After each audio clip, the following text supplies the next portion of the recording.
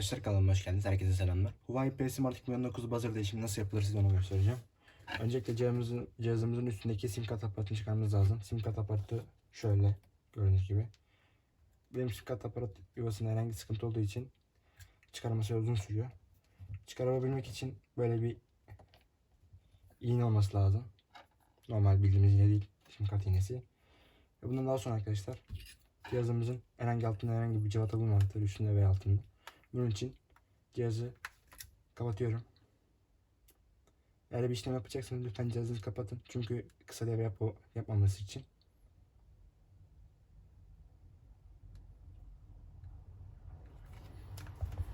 Daha sonra cihazını açmak için tırnak veya şöyle aparat ile çıkarabilirsiniz.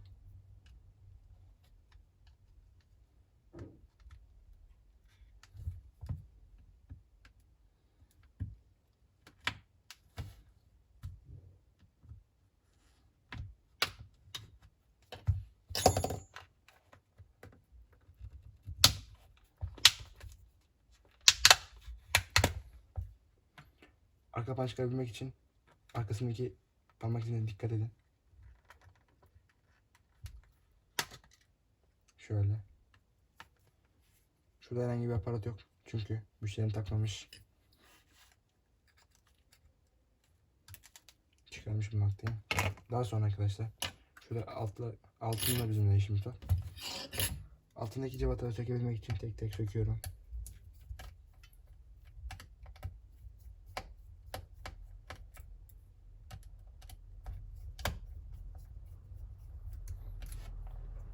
Bu arada arkadaşlar benim burada herhangi bir problem bulunmamakta. Amacım size video göstermek, eğitim amaçlıdır.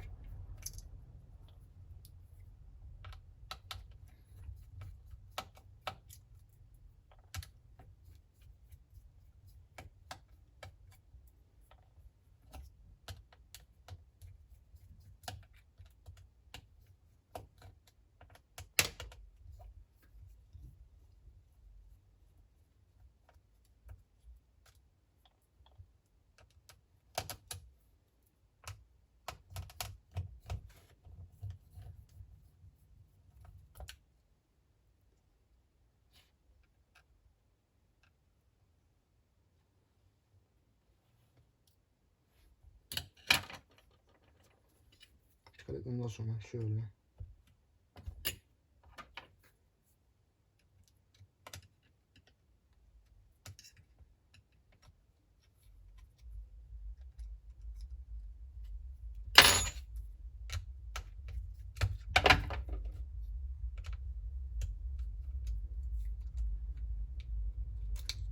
Evet, buzzer böyle çıkıyor.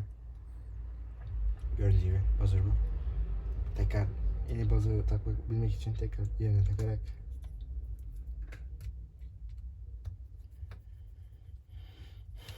civatalarımı takacağım.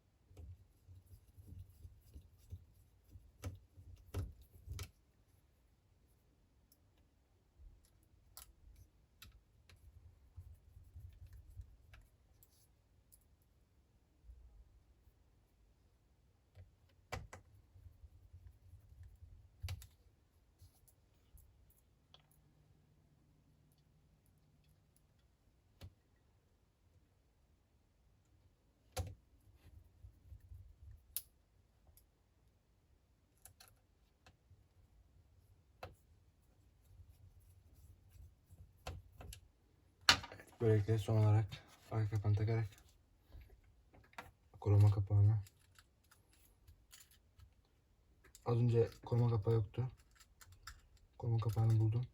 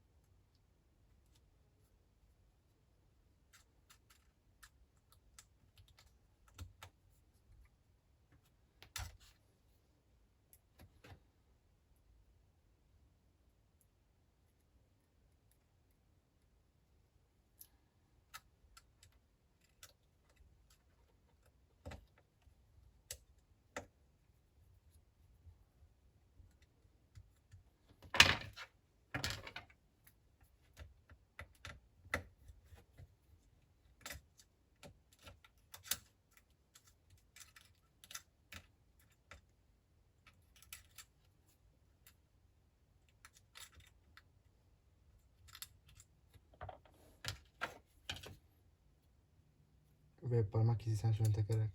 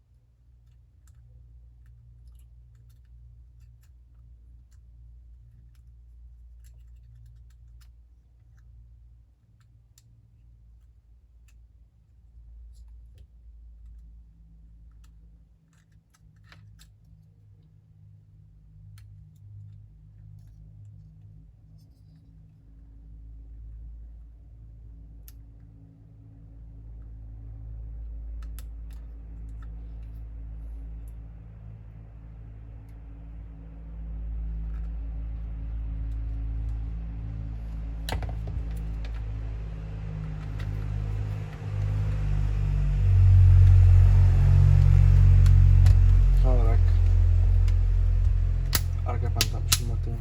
Daha sonra sim kart apartını takarak videoyu sonlandırabilirim. Evet, böylelikle bir videonun daha sonra geldik. Bir sonraki videoda görüşmek dileğiyle. Hoşçakalın.